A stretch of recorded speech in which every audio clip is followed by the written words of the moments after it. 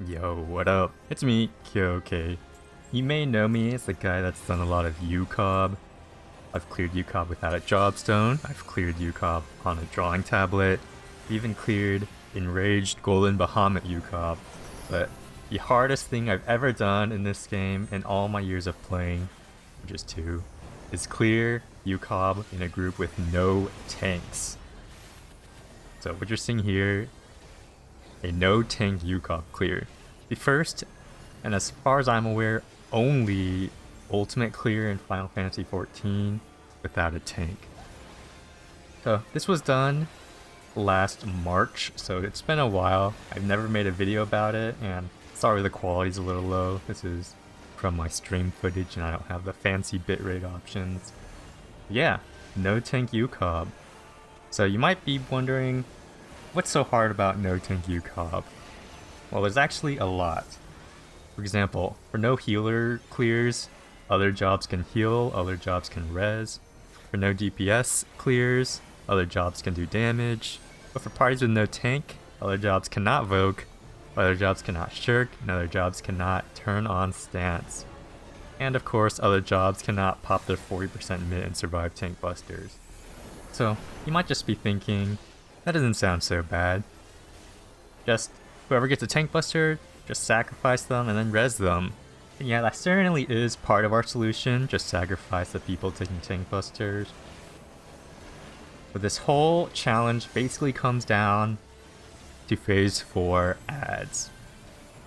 We did a lot of experimenting with phase 4 ads, where there are 2 bosses, and without tanks that control aggro, the 2 bosses will target the same person, dealing almost unhealable damage and tank bustering them, and then they'll swap to the next person in threat, one-shot them with autos, on and on and on until they wipe out the whole party. So we had to come up with a pretty devious solution to solve this, the ads aggro challenge. So there's actually a lot of nuance to why ads is so hard. For starters, healers should not have threat in ads because the bosses will auto-attack the healers and cancel their casts, thus rendering healers mostly useless if they're the target of the boss's auto-attacks. Second issue is crit autos. Bosses in Stormblood have a funny ability to crit their auto-attacks, which means that their target, for the sake of our challenge, their targets, the person that they're targeting needs pre-planned mid and shields for auto attacks and the expectation that they'll crit. Basically, we had to plan everything for the fact that the bosses might crit the people that we need to keep alive. Finally, without a tank, the bosses do unsurvivable tank busters that will kill their main target, and then they'll then begin autoing the second target, so on and so forth.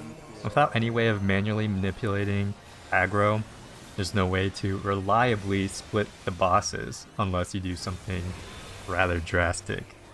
So all of these things combined, trying to manually force someone to be top threat without any threat changing tools, the crit auto attacks that require mitigation and shields at all times, and unsurvivable tank busters, ads went from already the hardest phase in the fight to something extremely difficult without any tanks.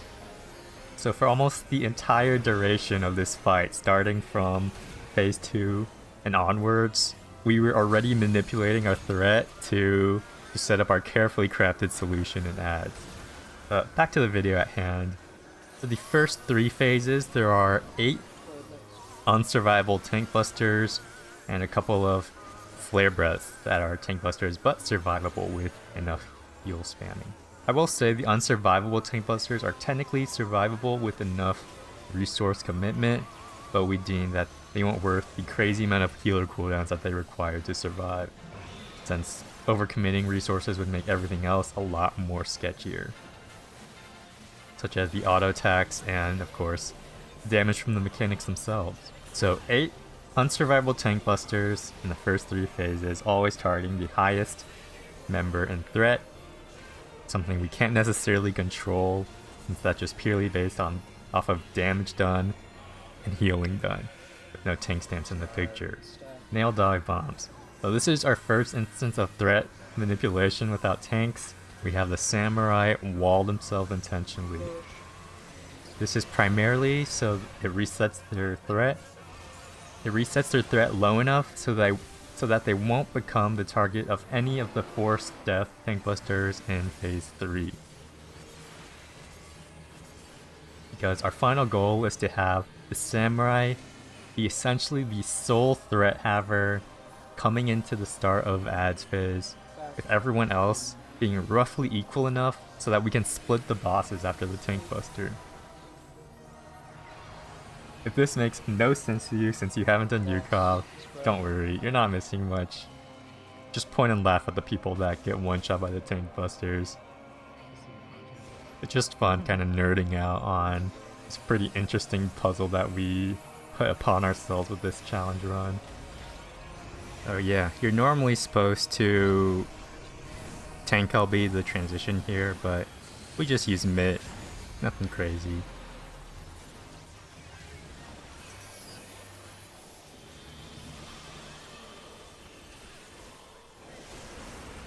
So phase 3 starts with a tank buster. Goodbye, Sumner.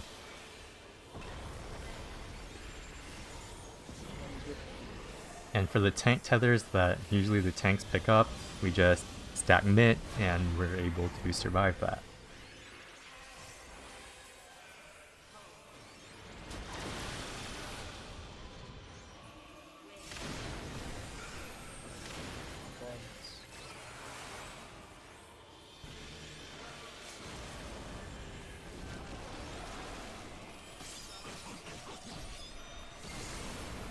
After Quick March, there's another tank buster.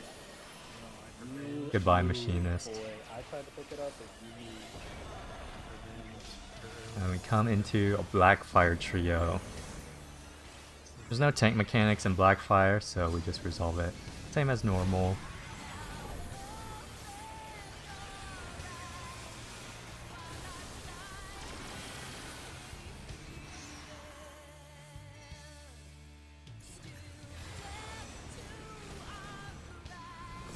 And since at this point all 4 DPSs have died and have had their threat reset, I am now the main tank here for this triple flare breath.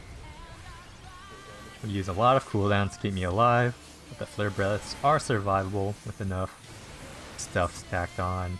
And we move into Fell Ruin trio. There are tank tethers in Fell Ruin, but again, we're able to over-mitigate them and have our fake tanks survive. We do pick the Samurai and the Summoner to be the fake tanks for most of our mechanics because they do have a personal mitigation, which aids in their survivability. Every bit counts.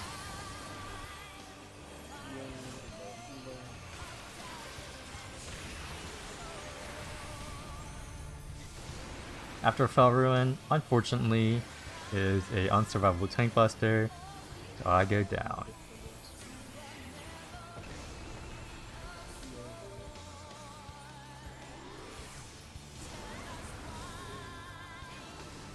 Scholar is now the main tank, and we begin Heaven's Fall. No tank mechanics in Heaven's Fall, so just resolve it as normal.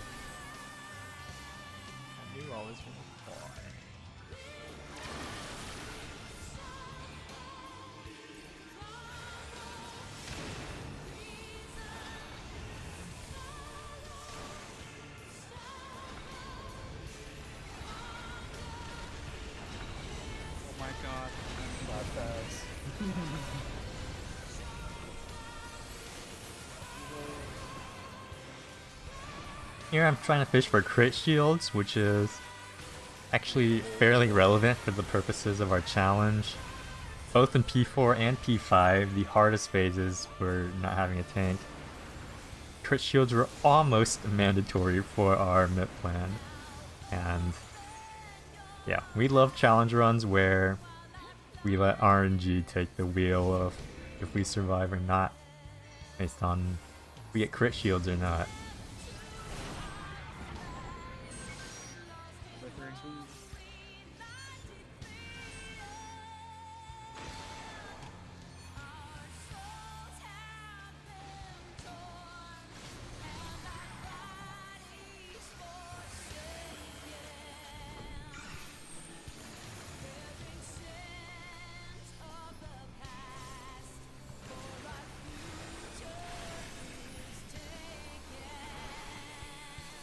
Here we are. This is what I like to call the 6-man shirt. Since we want our samurai to have the highest threat at this point, we do a 6-man shirk and have everyone die to the flare breath, and then we heal our LB to res them. This is essentially a threat reset for everyone, meaning the samurai and myself become the only ones carrying threat into the start of ads. I also hold my damage a bit so I don't pick up too much threat going into ads, since we do not want me tanking the bosses after our samurai gets one-tapped.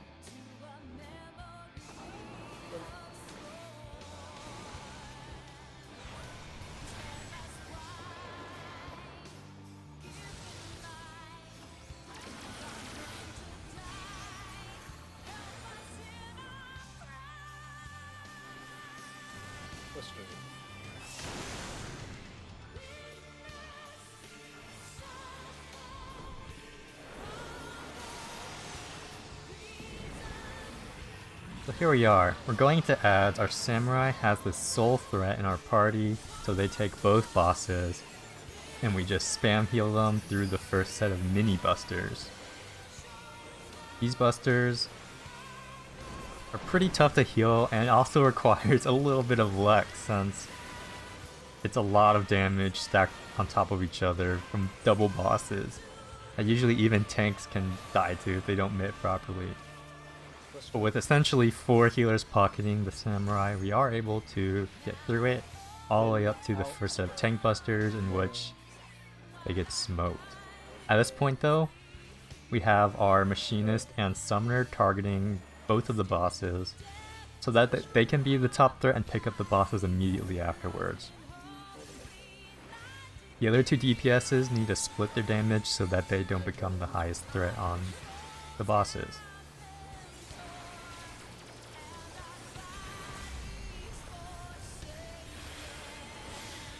So with that priority system, we're able to pre-shield and pre-mid the 2 DPSs that'll be taking over after the samurai falls.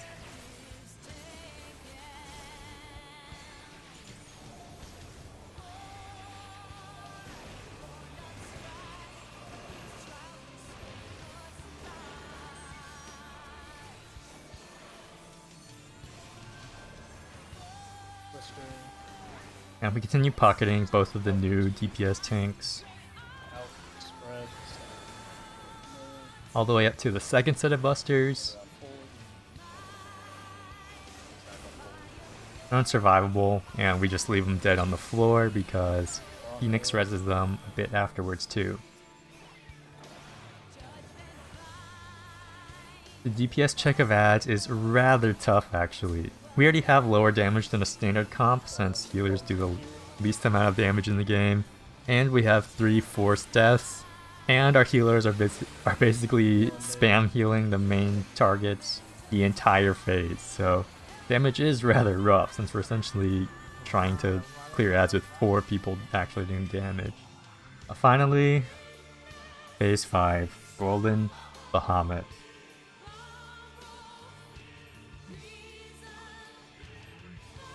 This is almost strictly just a math check and an execution check.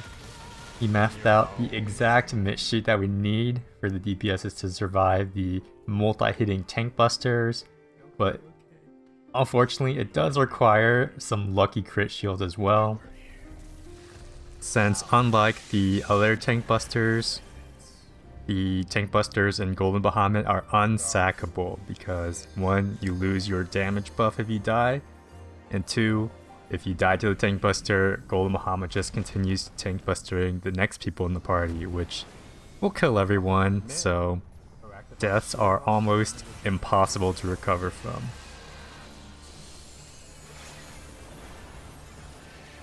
Along with perfect mid execution. And when I mean perfect, I mean it was down to the wire for some of these stacks and tank busters. It got so dire that we had our summoner Fantasia to rogue it in so that they would get a vitality bonus for some of the tank busters. Because based off our calculations, the variance meant that even with perfect mitigation, if the boss high roll damage, it would still be lethal. So with an extra 100 HP buffer from Fantasia to rogue it in, that would help alleviate some of the variance that could potentially end our run. We also have 2 machinists specifically for this phase where we need the 2 dismantles.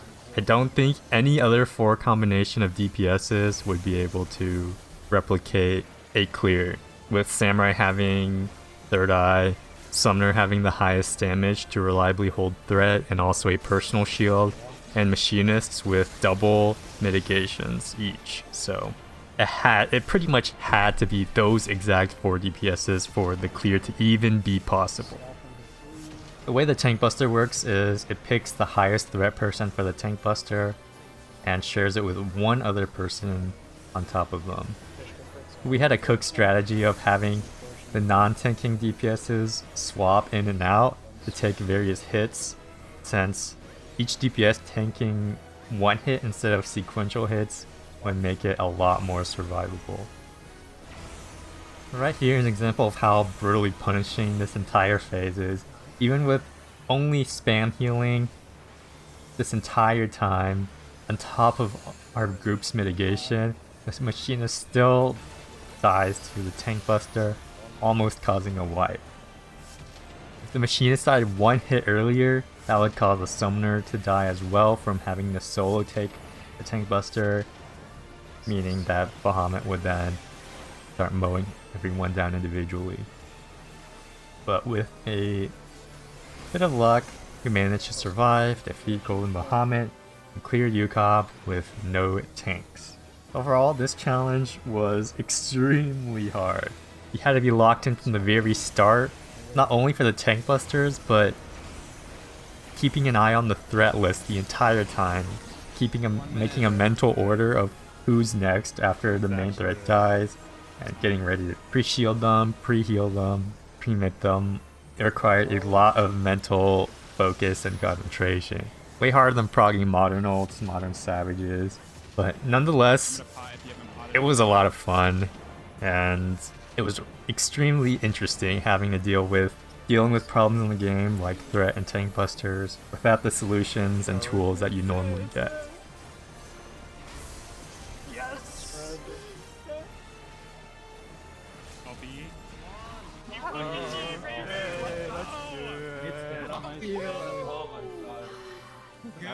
With the standard comp. Anyways, this was just a cool challenge run that I'm pretty proud of. Just wanted to share it with the world and my thoughts and how we solved it, and maybe people will do ooh with no tanks next. Maybe it's possible, who knows. But that enraged Golden Bahamut clear I mentioned earlier, that's going to be a video sometime next year, so look forward to that one. That one is going to be a banger. Anyways, happy holidays. Hope you guys are all doing well. Thanks for watching, and I'll see you around. Take care of yourself.